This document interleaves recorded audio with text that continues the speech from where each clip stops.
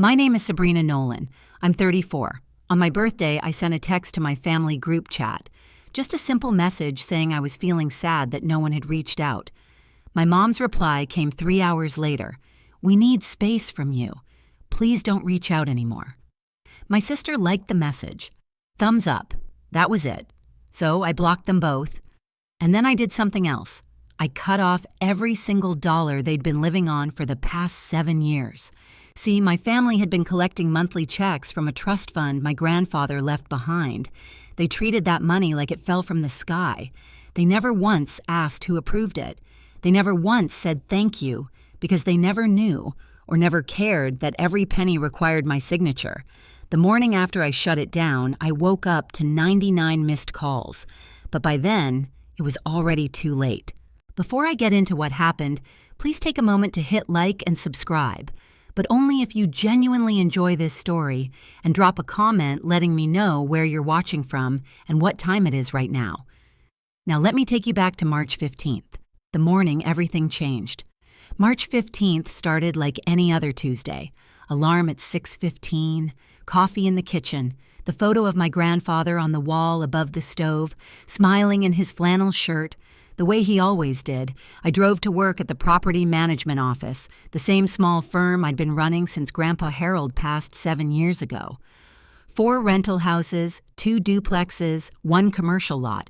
Nothing glamorous, enough to keep the trust funded and the family comfortable. My phone sat face up on the desk all morning. I kept glancing at it between lease reviews and maintenance calls. No texts, no voicemails, no happy birthday from anyone with the last name Nolan. Around noon, my friend Claire called. "Happy birthday, Bina. 34 looks good on you." I laughed, but it came out thin. Claire was the only one who remembered. She always was. By evening, I'd stopped pretending it didn't sting. I sat in my truck in the driveway for 10 minutes before going inside. The house was quiet. The kitchen was dark. I heated up leftover soup and ate it standing at the counter. At 8:40, I picked up my phone and typed into the family group chat, the one with Mom and Megan and me, the one that had been silent since Megan posted a photo of her engagement ring 3 days earlier, and Mom flooded it with heart emojis. I typed, "Hey, I know everyone's busy, but it's my birthday today, and I'm feeling a little down that no one reached out." I hit send. The message went through. 2 blue check marks appeared almost immediately. Both of them had read it. Then nothing. Not a word. I watched the screen until it went dark. At 10:14 that night, my phone finally buzzed. I grabbed it off the nightstand so fast I nearly knocked over my water glass. Mom's name lit up the screen. I opened the message. "Sabrina, we've been meaning to tell you this. We need space from you. Please don't reach out anymore." I read it once, then again, then a third time, slower, like the words might rearrange themselves into something that made sense. Underneath her message, a small notification. Megan liked this message. A tiny thumbs-up icon right below the sentence that told me to disappear. I sat on the edge of my bed, phone in both hands. I didn't cry. I didn't throw anything. I just felt this strange numbness, like someone had pulled a plug somewhere inside my chest and everything drained out at once. I scrolled up through the group chat. 3 days ago, Megan had posted a photo of her new engagement ring, Princess Cut, the one Derek spent 4 months researching. Mom had responded within minutes. "My baby girl, I'm so happy I could cry." Then a string of hearts. Then Megan's reply. "Thanks, Mama. Love you so much."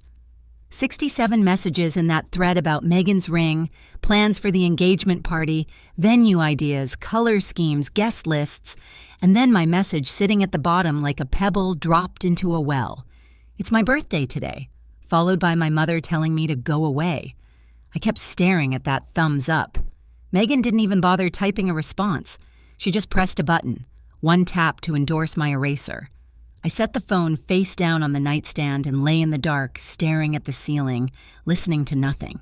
I didn't sleep that night. Not really. I drifted in and out of something shallow, waking every hour with the same weight pressing on my ribs. By 5 a.m., I gave up and went to the kitchen. The photo of Grandpa Harold was the first thing I saw. Him standing in front of the Riverside Grill the day he signed the lease on his first rental property. 31 years old in that picture, younger than me now. He was the one who taught me how to read a lease agreement, how to balance a trust ledger, how to shake a contractor's hand and look them in the eye. And when he got sick, pancreatic stage 4, the kind that doesn't negotiate, he sat me down at the same kitchen table and said, "I'm putting you in charge, Brea. Take care of them, but take care of yourself first." 7 years. I'd honored the first half of that sentence every single month. $4,500 to Mom, $3,200 to Megan. Mortgage payments, car notes, insurance premiums, spending money, all approved by me, all signed by me every month like clockwork. The second half, take care of yourself first. I'd buried under a pile of hope that one day they'd see what I was doing, that one day they'd turn around and say thank you. My phone rang at 6. Claire. She could hear it in my voice before I said a word. I told her what happened. The message, the thumbs up, the silence. Claire was quiet for a long time.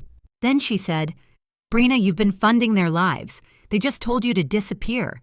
Do you hear how insane that is?" I did hear it. For the first time in 7 years, I heard it clearly. I hung up, opened my laptop, and pulled up the trust management portal. The first thing I did was block them. Both numbers, no dramatic goodbye message, no explanation. I just opened my contacts, tapped the names, and pressed block. It took 4 seconds total. The second thing took a little longer. I called Ray Whitfield at 8 sharp. Ray was my grandfather's oldest friend, an estate attorney who'd helped draft the trust 20 years ago. He'd been my advisor ever since Grandpa passed. "Ray, I have a question. If I pause all discretionary distributions from the trust, am I within my rights?" He didn't hesitate. 100%. The trust document gives you sole discretion over those payments. That's the whole point of a discretionary trust, Sabrina. You're not obligated to distribute a single dollar beyond what the document mandates. And the document mandates nothing for discretionary beneficiaries. Your grandfather structured it that way on purpose. The distributions your mother and sister receive are entirely at your approval. I logged into the trust management portal. 2 recurring payments stared back at me. $4,500 to Linda Nolan, $3,200 to Megan Nolan. Both set to process on the 1st of every month. Both had been running uninterrupted for 84 consecutive months. I clicked suspend on the first one. A confirmation box appeared. I clicked yes, then the second one. Same box, same click. $7,700 a month. Gone, just like that. The money was still in the trust, still technically accessible to the family under the right conditions, but nobody could touch it without my signature. And I wasn't signing anything. I closed the laptop and poured another cup of coffee. My hands weren't shaking. My chest didn't hurt anymore. For the first time in years, the kitchen felt quiet in a good way. 48 hours passed. I went to work. I filed paperwork. I ate lunch alone at my desk and drove home in silence. My phone didn't ring because the only people trying to reach me were blocked.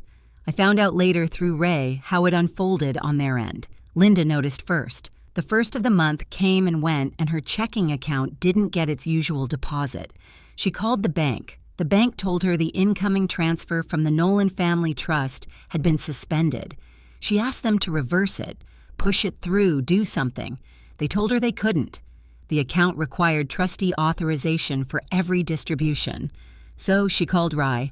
"Where's my money, Rye?" The trust payment didn't come through. Rye kept it professional. He had to.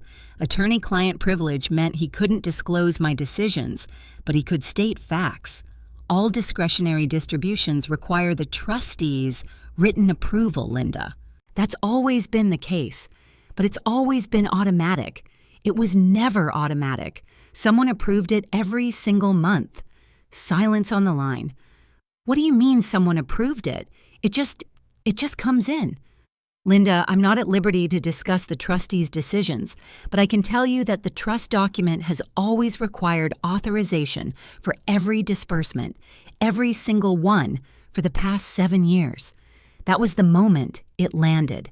7 years of monthly deposits, 7 years of mortgage payments and car notes and shopping sprees and spa weekends, all of it flowing from an account that someone had to unlock by hand, month after month, and that someone was the daughter she'd just told to disappear.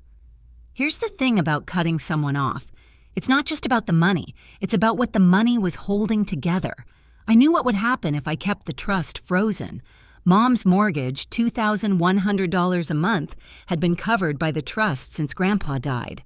Without it, she had maybe 6 weeks of savings before the bank started calling. Megan's apartment, her car payment, her credit card minimums, all subsidized. Without the trust, she'd be underwater by the end of April. And Megan's engagement party, booked 3 months ago at the Riverside Grill under the trust account, was 3 weeks out. The venue expected a final payment of $6,200. Nobody had put a personal card down. Nobody had a backup plan because nobody ever imagined the money would stop. I sat with that for a while. The weight of it. I'm not going to pretend I didn't feel it. These were my people, my mother, my sister, however broken things were between us. I'd spent 7 years trying to hold this family together with the only tool I had, and part of me, the part that still remembered being 12 years old and wanting Mom to say she was proud of me, that part whispered, "Just turn it back on. Just let it go." They didn't mean it, but they did mean it. "We've been meaning to tell you this." Those were her exact words. This wasn't a bad night or a burst of anger. They'd planned it. They discussed it without me. And then they'd waited until my birthday to deliver the message. Claire said it best when I called her that evening. "You're not choosing between money and family. They already made the choice when they told you to disappear." I let that sentence sit in the silence for a long time. On the 4th day, I unblocked them just long enough to check. 99 missed calls. I stopped counting after that because the notification just said 99 plus and wouldn't go any higher. Linda, Megan, Derek, even Aunt Patty, Mom's younger sister, who I hadn't spoken to since Thanksgiving. I opened the voicemail folder. Linda's messages came in waves, each one a different version of the same woman. The first few were confused. "Sabrina, call me back. Something's wrong with the bank." Then concerned, "Honey, I think there's been a mistake with Daddy's trust." Then the mask slipped. I didn't mean what I said. "Okay, I was having a bad week. Can we just talk?" And then by message number 11, "You can't do this to your own mother, Sabrina. This is my money. Your grandfather left it for this family, not just for you." Megan's messages were shorter, more direct. "Sabrina, this isn't funny. My engagement party is in 3 weeks. I need the venue deposit cleared." Then 2 hours later, "Seriously, call me back. This is about my future." I scrolled through every text, every voicemail, every missed call timestamp. Not one of them said happy birthday. Not one of them apologized for the message. Not one of them asked how I was doing or acknowledged that they'd told me to stop existing in their lives 4 days ago. Every single message was about money. Where's the deposit? When's the payment? Fix the trust. Call the bank. This is about Megan's party. This is about Mom's mortgage. I was the emergency contact for their wallets, nothing more. I blocked them again, set my phone on the counter, and went to bed at 8:30, slept better than I had all week. 99 missed calls, and not a single one started with, "I'm sorry. I want to ask you something. If someone in your family told you to stop reaching out, then blew up your phone when the money stopped, would you answer? Drop a 1 in the comments if you'd pick up. Drop a 2 if you'd let it ring." I'll tell you what I did right after this. 6 days after the birthday text, my doorbell rang at 7 in the morning. I was still in pajamas, coffee in hand. I looked through the peephole and saw my mother standing on the porch in a blouse. I recognized the one she'd bought last fall with trust money. Her arms were crossed, her jaw was set. I opened the door but didn't step aside. I stood in the frame with my mug and waited. "Sabrina, we need to talk about this. Okay? You can't just freeze me out. You told me not to reach out. I didn't mean like this." "What did you mean then?" She sputtered for a second. Then she tried a different angle, the one she always tried. The guilt. "I'm your mother. I raised you alone after your father left. I sacrificed everything for you and your sister. I know, Mom. Then act like it. Turn the money back on. I'm not punishing you. I'm exercising my responsibility as trustee. Her eyes went wide, then narrow. Your grandfather would be ashamed of you. I took a sip of coffee. Let it land. Then Grandpa told me to take care of myself first. I'm finally listening. She stared at me like I'd spoken in a foreign language. Then she turned and walked down the steps, heels clicking hard on the concrete. At the end of the driveway, she stopped and looked back, not at me, but past me toward old Mister Garrett across the street, who was watering his lawn and definitely watching. My own daughter, she said loud enough for him to hear, punishing her own mother. She got in her car and drove away. I closed the door and finished my coffee. I should tell you, this wasn't the first time I'd been invisible in my own family. It was just the first time they put it in writing. 2 Christmases ago, Mom hosted dinner at her house, the house the trust paid the mortgage on. She'd redecorated the dining room with money I'd approved in November. New curtains, a centerpiece arrangement, candles that smelled like cinnamon and vanilla. Megan and Derek arrived in matching sweaters. Mom hugged them at the door like she was greeting royalty. Derek got a monogrammed leather wallet. Megan got a gold bracelet. Not cheap either. I'd seen the charge on the trust statement. $340 at a jewelry boutique downtown. My gift was on the table next to the cranberry sauce. A card generic, the kind you grab at the pharmacy checkout. Happy holidays in silver script. Pre-printed message inside. No personal note, no signature. I held it up. Did you guys forget to write something in here? Megan rolled her eyes. Oh, come on, don't be so sensitive. It's Christmas, not your therapy session. Mom said nothing. She just passed the mashed potatoes and changed the subject to Megan's new job, the part-time online sales gig that covered maybe a quarter of her expenses, while the trust handled the rest. I stayed through dessert. I helped wash the dishes. I hugged Mom at the door like I always did, and she patted my back the way you'd pat a dog you weren't particularly fond of. I drove home to my 1-bedroom apartment that night, set up the table for one, ate leftover pie in the kitchen with the lights off, and the next morning, I logged into the trust portal and approved January's distributions like I always did. A year before the birthday incident, Megan called me on a Wednesday afternoon. No hello, no small talk. I need $12,000 from the trust security deposit in first month on a new apartment. That's a big draw. Me, what happened to your current place? It's too small. Derek's basically living with me now, and we need more room. The new one's downtown.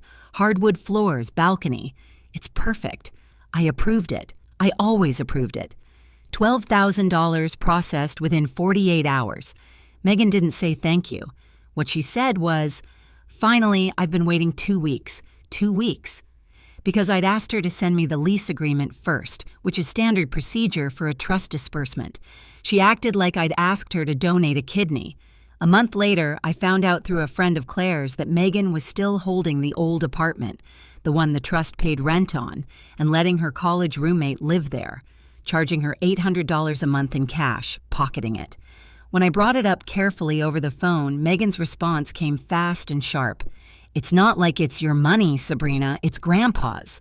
I let that sentence pass, swallowed it whole the way I'd swallowed every other insult and oversight and dismissal for years. Because I thought keeping the peace was the same as keeping the family. It wasn't. Grandpa's money, that's what she called it. Not the trust, not our inheritance. Grandpa's money, as if the old man were still alive somewhere, writing checks from heaven and I was just the mailbox. I remember hanging up the phone and sitting very still for a long time, staring at the wall. I should have drawn the line that day. I didn't. 10 days after the birthday, a Monday morning, I was at my desk reviewing a plumbing estimate when the front door of the office swung open. Megan walked in first. Derek trailed behind her, hands in his pockets, looking like he'd rather be anywhere else. "We need to talk," Megan said. "My office hours are by appointment." "Don't do that. Don't act like I'm a client." I set the estimate down. "What do you need, Megan? The venue wants $8,000 by Friday or they cancel the party. You need to release the funds. The trust distributions are paused. If you'd like to discuss reinstatement, you can contact Ray Whitfield." Her face reened. "I don't want to talk to Rye. I want to talk to you. You're talking to me and I'm telling you the process. Derek stepped forward. His voice was softer, rehearsed, the tone of a man who'd been coached in the car. Come on, Sabrina, this is Megan's engagement. Can't we just move past the family stuff and handle this? I didn't start the family stuff, Derek, and I'm not the one who created this situation. Megan grabbed Derek's arm. She's not going to help, I told you. She turned back to me, eyes glassy. You're going to regret this. Maybe. She yanked the door open. It banged against the wall. Derek muttered something. Sorry. Or let's go. And followed her out. Through the window, I watched them argue in the parking lot. Megan's hands were flying. Derek stood with his shoulders hunched, nodding, absorbing it. My coworker, Denise, looked over from her desk. Everything okay? Family stuff? I said. Ah. She turned back to her screen. In a small town, that answer covers a lot. That afternoon, I drove to Ray Whitfield's office. It sat on Main Street between a hardware store and a barber shop. A small-town law practice with wood paneling and framed photos of trout. Ray had the trust document spread across his desk when I walked in. He'd already flagged the relevant section with a yellow tab. Sit down. Read this. I sat. The clause was on page 14, paragraph 9. I'd seen it before, but I'd never really absorbed it. Not until now. The successor trustee may at their sole discretion modify, reduce, or suspend any discretionary distribution to any beneficiary for any reason the trustee deems appropriate without prior notice or court approval. I looked up. He wrote that in from the beginning. Ray leaned back. Your grandfather wasn't naive, Sabrina. He watched how your mother handled money for 30 years. He loved her, but he didn't trust her with it. That's why he picked you. If they try to challenge this in court, they'd lose. Discretionary means discretionary. I've seen cases where beneficiaries tried to force distributions. It almost never works. No judge is going to override a trustee who's acting within clearly documented authority. He pulled his glasses off and rubbed his eyes. You know, Harold and I talked about this exact scenario. Not the birthday part, but the possibility that your mother would push you too far and you'd have to make a call. He told me once, and I remember it clearly, Ray, when Sabrina finally stands up, make sure she knows she's on solid ground. I didn't say anything for a minute. I just looked at that clause. Page 14, paragraph 9. Solid ground. I folded the document and slid it into my bag. That evening, I was clearing out old emails, a mindless task I'd been putting off for months when I found it. 5 years old, sent from Mom's personal account. Subject line, re-trust question. I'd asked her back then whether she wanted me to send a summary of the trust distributions to the family so everyone understood how the money worked. Her response was 4 lines long. I read them 3 times. Sabrina, please don't tell anyone you manage the trust. People will think I can't take care of my own family. Just keep the money coming and let me handle the rest. Just keep the money coming and let me handle the rest. I sat at my kitchen table and stared at those words. 5 years ago, I'd read this email and thought my mother was embarrassed, maybe a little proud in her own way about needing help. I'd honored her request because I thought I was being kind. I thought I was protecting her dignity. Now I understood what it really was. She didn't want people to know I existed in the financial picture because she wanted the credit. She wanted the neighbors to think she was the self-sufficient widow who'd pulled it together after Dad left. She wanted the church ladies to admire her resilience. She wanted Megan to believe the money was simply what Grandpa left us, a birthright, not a gift that someone approved every 30 days. She'd asked me to be invisible, and I'd agreed. I forwarded the email to my own backup account and saved a screenshot to a folder on my desktop. I didn't know yet how it would matter. I just knew that words like those don't stay buried forever. Some things have a way of surfacing at exactly the wrong time for the person who wrote them. The following Saturday, Claire showed up at my door with a sheet cake from the bakery on 5th, 2 bottles of cheap wine, and 3 friends I hadn't seen since college. We're celebrating, she announced. Late birthday, non-negotiable. We ate cake on the living room floor because my dining table only seats 2. Claire's friend Josie brought candles shaped like the number 34. Heather brought a card that everyone had signed with actual messages written inside. Funny ones, kind ones, one that made me tear up. You deserve people who remember. Claire's gift was in a brown paper bag. I opened it and went still. It was a framed photograph, the one I thought I'd lost years ago. Grandpa Harold and me standing in front of the Riverside Grill when I was 9. He's got his hand on my shoulder. I'm holding a fishing rod that's taller than I am, grinning like I just caught the whole ocean. Where did you find this? Your grandpa gave me a copy years ago. He told me to hang on to it, said you'd need it someday. I cried. For the first time since the birthday text, I actually cried. Not from sadness, but from something warmer. The feeling of being known by people who chose to know me. Claire raised her glass. This is what family looks like, Bina. People who show up. We toasted to that. 5 women on the floor of a 1-bedroom apartment eating grocery store cake, laughing about nothing important. That same night, Megan posted an Instagram story, a mirror selfie in a white dress, trying on outfits for her engagement party. The caption read, 3 weeks to go, so blessed. She didn't know the venue hadn't been paid, or maybe she did, and the performance mattered more. I first noticed it at the grocery store. Mrs. Patterson at the deli counter, the one who always asked about my day, looked at me sideways and didn't say a word, just bagged my turkey slices and slid them across without eye contact. Then at the post office, 2 women from Mom's church circle stopped talking when I walked in. One of them, Betty Marsh, gave me a tight smile that wasn't a smile at all. By Sunday, I understood. Mom had been busy. The story she'd planted around town went like this. Sabrina was holding the family inheritance hostage. Sabrina was bitter and controlling. Sabrina was punishing her own mother over a petty misunderstanding. At church, Reverend Grant pulled me aside after the service. He looked uncomfortable, the way people do when they've been recruited into someone else's conflict. Sabrina, your mother came to see me this week. She's very upset. She says you're withholding family money. Reverend, with all respect, the trust document names me as sole trustee. I'm fulfilling my legal obligations. That's all I can say. He nodded slowly.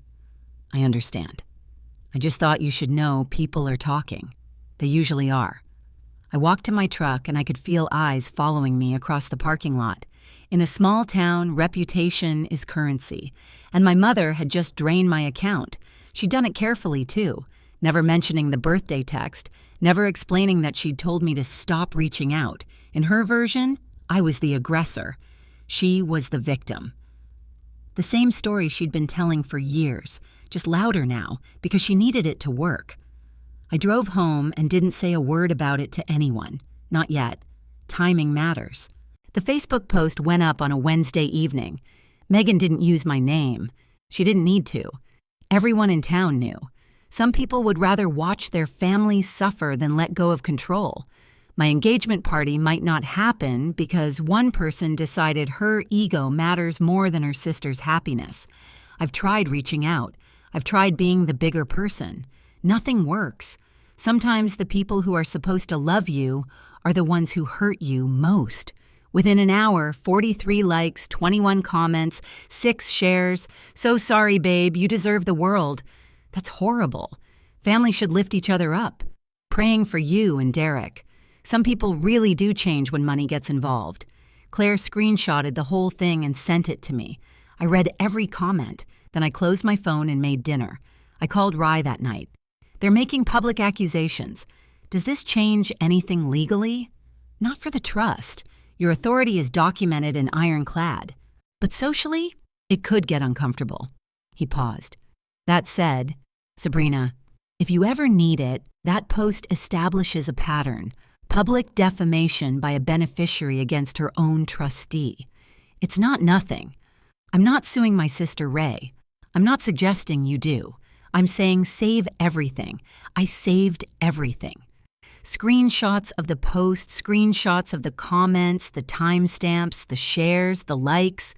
I put them all in the same folder as Mom's email.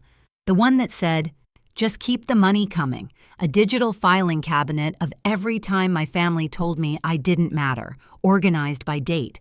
It wasn't evidence for a courtroom, it was evidence for myself, proof that I wasn't imagining things, proof that I wasn't the monster they were building in public. The call came from a number I didn't recognize. I picked up out of habit. Property management means unknown numbers could be tenants with emergencies. Sabrina, it's Derek. I almost hung up, but something in his voice, quieter than usual, almost careful, made me stay.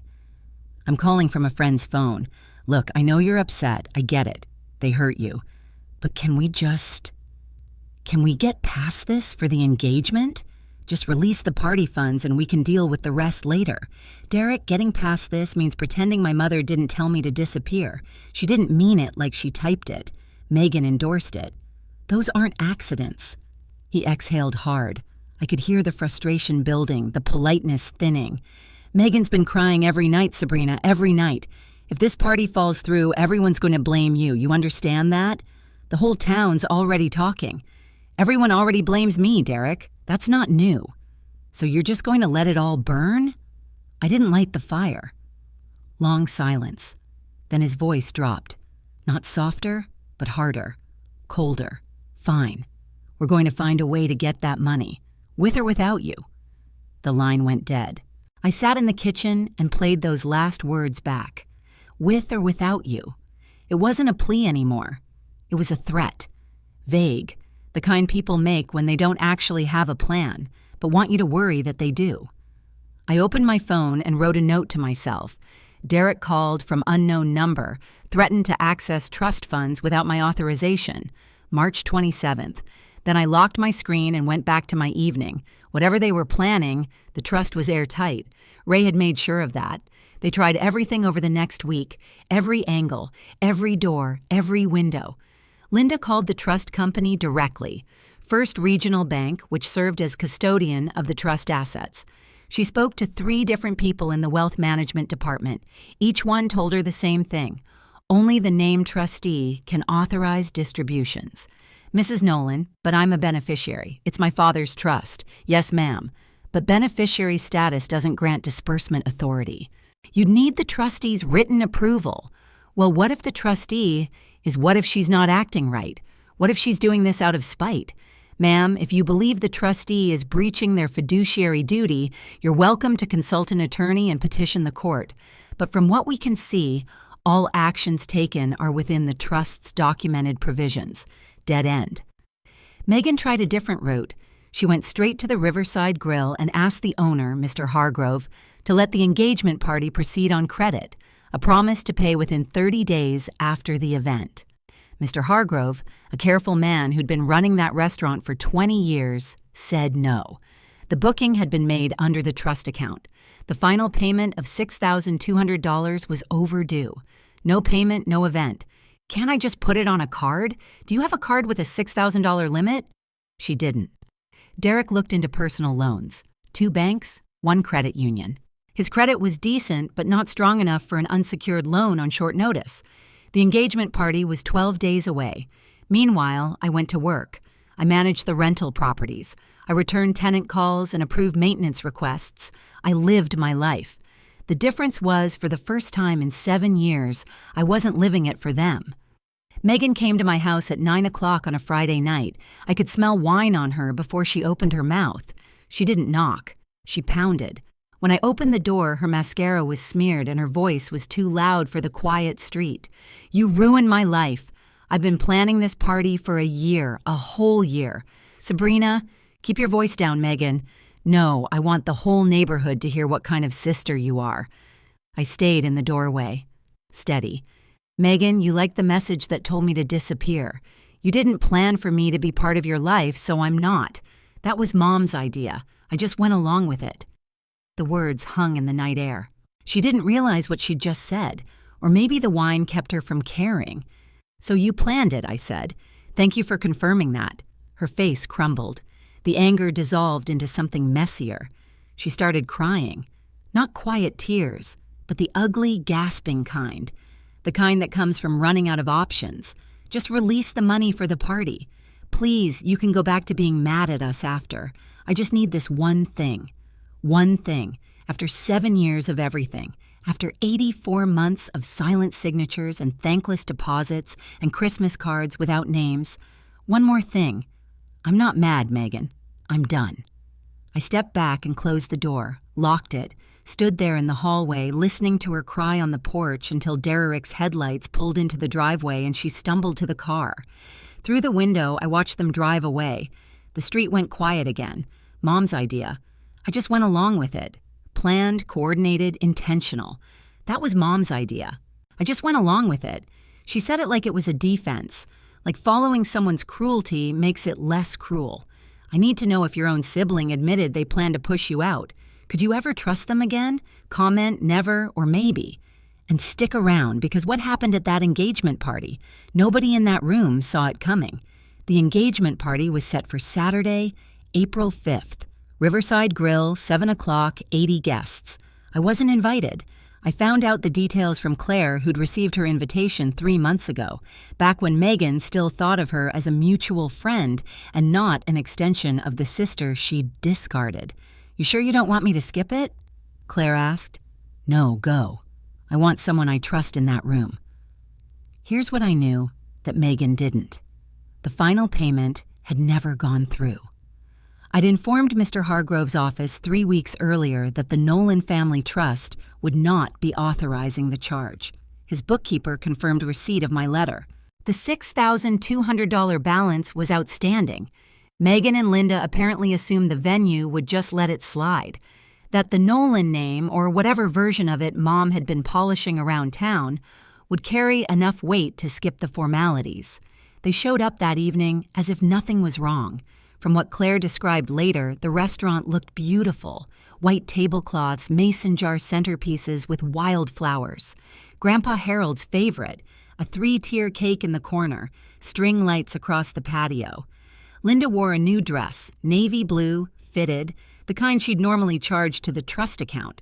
This time, Claire told me she'd put it on a department store credit card. Keeping up appearances costs money, even when the money's gone. Megan was radiant, at least on the surface. White cocktail dress, hair blown out, smiling for every photo. Derek stood beside her in a sport coat, shaking hands, playing the part. 80 people filled that room expecting a celebration. Nobody expected what came next. Nay, least of all the woman who'd told me to disappear. The first hour went smoothly. Cocktails circulated. Guests mingled on the patio overlooking the river. Derek's insurance colleagues clustered near the bar. Mom's church friends occupied a round table by the window. Megan floated between groups, laughing, posing, showing off the ring. At 7:45, Linda stood up and clinked her glass. The room settled. "I want to thank everyone for being here tonight to celebrate my beautiful daughter and her wonderful fiancé." She smiled, that practiced, camera-ready smile she'd perfected over decades. "This family has been through so much, but we always stick together. That's what Nolans do."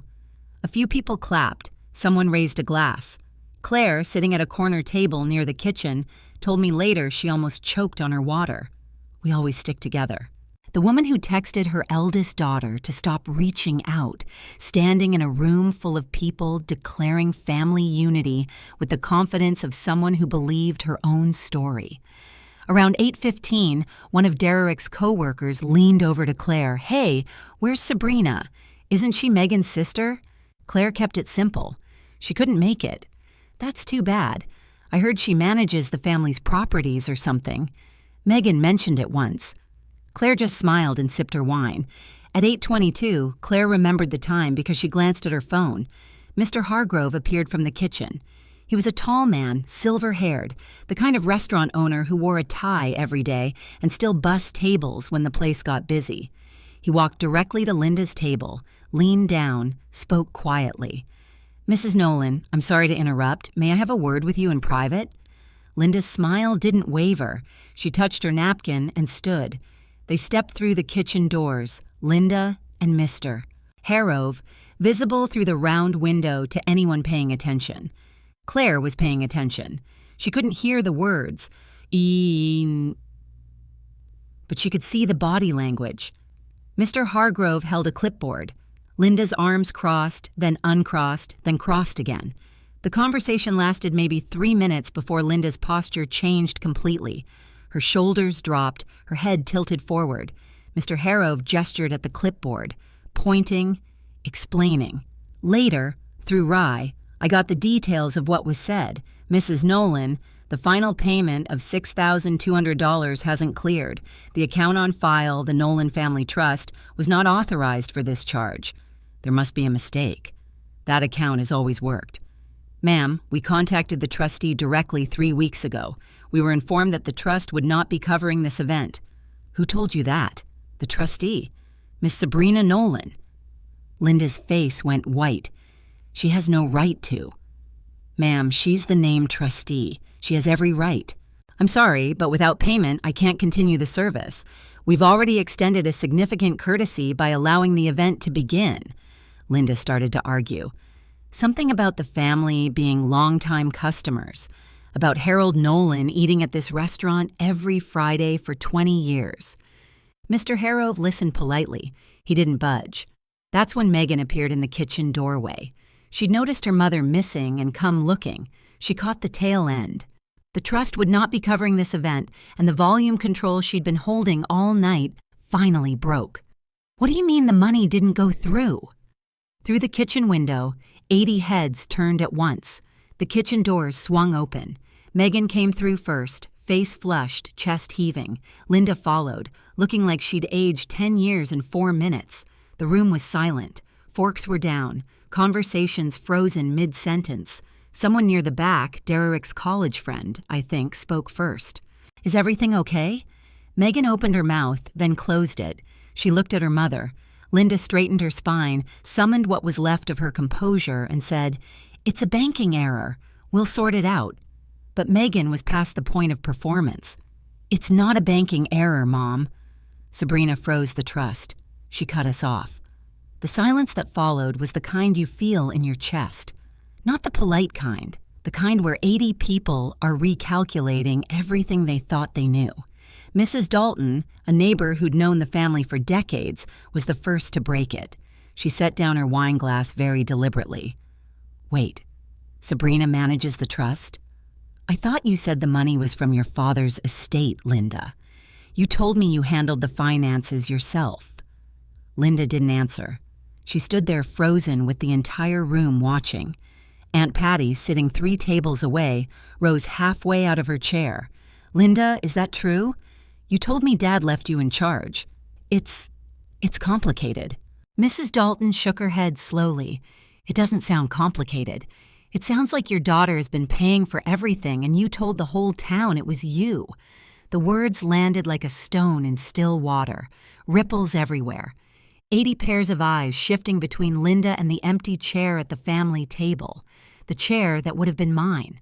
7 years of fiction, undone in 30 seconds. Linda sat down, not at a table, just in the nearest chair, a spare by the wall, the one Mr. Hargrove usually kept for his hostess. She put her face in her hands. When she looked up, she wasn't apologetic. She was cornered. "She's punishing me," Linda said loud enough for the room. "My own daughter is punishing me because I asked for a little space. That's all I did. I asked for space and she took everything." A few people shifted uncomfortably. Someone at the bar turned away. Megan, still standing, pivoted toward Claire, her eyes narrowed. You tell her about tonight? Did you help her set this up?" Claire didn't flinch. "Sabrina didn't set anything up, Megan. She just stopped paying. You planned this party without checking if the money was there. That's on you. You don't know anything about... I know your sister's been signing checks for this family since she was 27 years old, and I know the thank you she got was a text telling her to go away." Megan stared. A few people at the nearby tables nodded without meaning to. Derek appeared at Megan's elbow. "We should go." "No. Everyone needs to know my sister is a monster." But the room wasn't with her anymore. You could see it in the turned heads, the lowered eyes, the quiet gathering of purses and jackets. Mr. Hargrove's staff began clearing the buffet trays, half the food untouched. One by one, guests started leaving, handshakes with Derek, quick hugs, whispered good lucks. That meant something different than they had an hour ago. Linda sat in her chair by the wall, watching the room empty. "Someone call Sabrina," she said. "Tell her to fix this." Nobody picked up a phone. Claire called me at 9:30 that night. I was on my couch with a book and a cup of tea. Chamomile, the kind Grandpa always drank. She told me everything. The kitchen, the announcement, Mrs. Dalton's question, Aunt Patty's face, Megan's outburst, the slow, awful emptying of the room. I listened without interrupting. "I didn't want it to happen that way," I said when she finished. "I know, but it happened because they built a house of cards with your money and your silence." "You took back the silence. The house fell on its own. That night, I couldn't sleep again. But this time, it wasn't from grief. It was from clarity. The kind that keeps you awake because your mind is finally working instead of hiding." Monday morning, I was at Ray's office by 8. "I want to restructure the distributions," I told him, "not eliminate them. Restructure." He nodded. "What are you thinking? $1,200 a month to each beneficiary, directly tied to documented expenses. Rent, utilities, groceries, receipts required for every disbursement. No lump sums, no discretionary spending, no more blank checks." Ray wrote it up that afternoon. Certified letters went out to both Linda and Megan via registered mail. I also did one more thing. I opened my email, found the message Linda had sent me 5 years ago. "Just keep the money coming and let me handle the rest," and forwarded it to her current address. I added one line underneath. "You handled it. Here's the result. I didn't CC anyone. I didn't post it publicly." This wasn't about humiliation. It was about making sure she understood in writing that I remembered every word and that every word had weight. The certified letters arrived on a Tuesday. I know because Ray's office got the return receipts. Linda signed for hers at 9:07 a.m. Megan signed at 11:15. Linda called Ray within the hour. Her voice, he told me later, oscillated between fury and panic. "You can't do this. I'll sue. I'll take her to court. You're welcome to consult your own attorney, Linda. But I'll tell you what any estate lawyer in this state will say. A trustee acting within documented discretion is nearly impossible to challenge. The trust gives Sabrina full authority over distribution amounts, schedules, and conditions. She's not required to give you a dime." "A dime?" "She dropped me to $1,200 a month. I can't live on that. Then I'd suggest adjusting your budget or finding supplemental income." The line went quiet. "Then Harold never would have wanted this. Harold wrote the document that allows it. He chose Sabrina specifically because he trusted her judgment." She hung up. Megan's reaction came through Derek, who texted Ray's office politely to his credit, asking if the decision could be reconsidered. Rai responded with a one-paragraph letter reiterating the trustee's authority and suggesting Megan consult independent counsel if she wished to explore her options. Within 2 weeks, the financial reality set in. Megan couldn't cover her downtown apartment at $1,800 a month on $1,200 from the trust and her part-time income. She moved back in with Linda. Derek began asking questions, the kind he probably should have asked before proposing. How much of Megan's lifestyle was real? How much was subsidized? When she said we can afford it, who was we? He postponed the wedding until we figure out our finances, he told friends. Megan's version was shorter. "This is all because of Sabrina." 2 weeks after the engagement party, a small article appeared in the Caldwell County Courier, our local paper, the kind that still prints on Thursdays and runs stories about zoning board meetings. The headline read, "Nolan Family Trust establishes annual scholarship." The trust document had always included a provision for charitable giving. Grandpa Harold insisted on it. I'd never activated it. There had always been more pressing demands. Mom's mortgage, Megan's rent, the endless drip of discretionary spending that left little room for anything else. With the distributions restructured, there was room now, $25,000 a year, roughly the same amount Linda had been spending annually on spa treatments, handbags, and dinners she charged to the trust without receipts. I named it the Harold Nolan Community Scholarship, open to any graduating senior in Caldwell County, pursuing a trade certification or community college degree. The kind of kid Grandpa Harold had been, hard-working, practical, first in his family to think bigger. The announcement included my name as trustee and scholarship administrator. First time my name had appeared publicly in connection with the trust. First time the town saw Sabrina Nolan not as Linda's difficult daughter, but as the woman managing her grandfather's legacy. The following Sunday, Mrs. Dalton stopped me in the church parking lot. She put her hand on my arm and said simply, "Your grandfather would be so proud of you, Sabrina." The same words Linda had weaponized on my porch. Your grandfather would be ashamed, now returned inverted from the mouth of someone who had no reason to lie. I thanked her and got in my truck and sat there for a minute before starting the engine. Not because I was sad, because sometimes being seen, truly seen, takes a moment to absorb. Over the next 2 months, I watched mostly from a distance as reality settled over my mother like weather she couldn't outrun. The SUV was the first to go.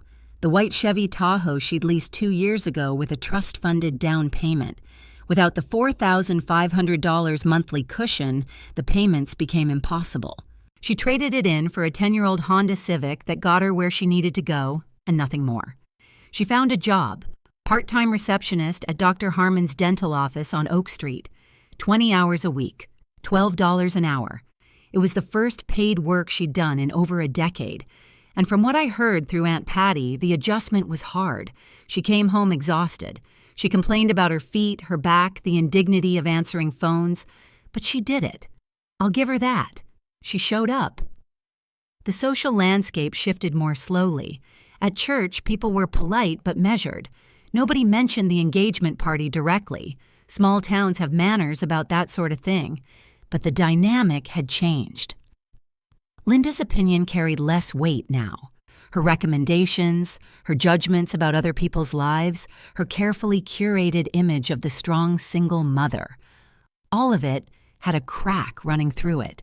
One evening, a letter arrived at my apartment, handwritten mom stationery, the lavender kind with her initials embossed at the top. "Sabrina, I'm sorry for how things went, but you didn't have to humiliate me in front of everyone. I'm trying. That should count for something." I read it twice, folded it, put it in the kitchen drawer. She apologized for the humiliation, not for the birthday, not for the text, not for 7 years of making me invisible. She was sorry about the audience, not the action. Megan's situation was harder to watch, even for someone who'd been on the receiving end of her cruelty. The downtown apartment was gone within a month. She moved back into Mom's spare bedroom. The room that used to be mine, actually, before I left at 18. Her online sales business, which had always been more of a hobby than an income, barely covered her phone bill.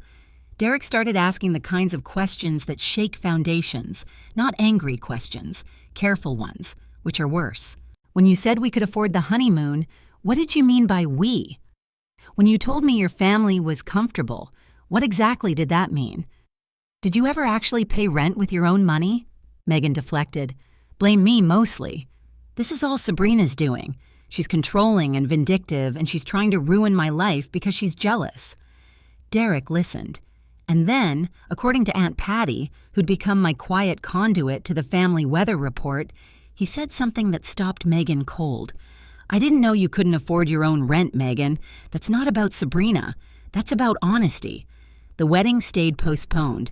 Derek didn't break things off, not formally, but the energy shifted. He started spending more time at his own place. Fewer joint Instagram posts, no more ring photos. Megan deleted the Facebook post about me, the one calling me controlling, the one with 43 likes and 21 comments. But in a small town, screenshots travel faster than apologies. Half of Derek's coworkers had already seen it. His mother had seen it. The narrative Megan had built, the capable young woman planning her dream wedding, turned out to be as unsupported as the trust payments that had propped it up.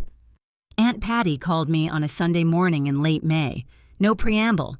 "Can I come over? I'll bring muffins." She showed up with blueberry muffins from the bakery and 2 coffees. We sat on the porch steps. The morning was warm and the street was quiet. And for a few minutes, we just ate and didn't talk. Then she said it. "I didn't know, Sabrina. I didn't know you'd been carrying all of us. I wasn't carrying you, Aunt Patty. You never took a cent from the trust." "I know, but I knew something was off, and I never asked. That's on me." She picked at her muffin. "Your mother has always been like this." "Did you know she pulled the same thing with me?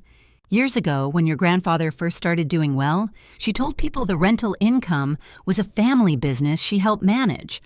I was the one who painted those apartments, Sabrina. Every unit, she never lifted a brush. Why didn't you say anything? Because she's my sister and I stopped fighting with her 20 years ago. Decided it was easier to just let it go and keep my distance. She looked at me sideways. I should have told you sooner. I should have warned you that this is what she does. She uses people and then rewrites the story, so she's the hero. You're telling me now that matters. She nodded, sipped her coffee. Come over for dinner next Saturday. Just us. I'm making Grandpa's pot roast recipe, the one with the onion gravy. I smiled. The first real one in weeks. I'd like that. She squeezed my hand once before she left. Firm and brief and real. Leaving a toxic family doesn't mean losing every branch. Sometimes you just have to find the ones that grew in healthier soil. 2 months after the engagement party, my phone rang while I was at Aunt Patty's house. Patty's number on the screen, but when I picked up, it wasn't Patty's voice. Sabrina, it's Mom. I almost hung up. My thumb hovered, but something in her tone, smaller than I'd ever heard it, kept me listening. I got a job, she said, at Dr. Harmon's office. I'm answering phones. It's not much, but I'm paying my own electric bill now. First time in a long time. I'm glad you're working, Mom. That's a good step. Silence then. Can we have coffee? Just us somewhere neutral. I won't bring Megan. I won't make a scene. I just want to sit across from you and talk. I looked out Patty's kitchen window. The sunset was doing that thing it does in late spring, burning orange through the trees, making everything look gentler than it is. Not yet. Okay. Her voice cracked just a little. When? Maybe someday. When sorry comes without, but you didn't have to. When you can say what you did without explaining why I deserved it. Long pause. I could hear her breathing. That's fair. Okay. She hung up. I set the phone on Patty's counter and stared at it for a while. Patty came in from the garden, saw my face, and didn't ask. She just put the kettle on. It would have been easy to say yes, to slide back into the old pattern, the forgiving daughter, the quiet provider, the one who smooths things over so everyone else can be comfortable. But comfort isn't the same as healing, and I'd spent enough years learning the difference. 4 months out, summer in full swing, the rental properties were in good shape. I'd repainted 2 units in June and replaced the HVAC in the commercial lot. The trust was healthy. The scholarship had its first 3 applicants. I started taking a financial planning course at the community college on Tuesday nights. 12 students, a retired CPA named Professor Daniels, and a textbook that weighed more than my cat. I liked it. I liked the precision of it. The way numbers don't lie or rearrange themselves to fit a narrative. Saturday dinners became a ritual. Claire and Patty, sometimes Josie or Heather, sometimes just me and whoever showed up.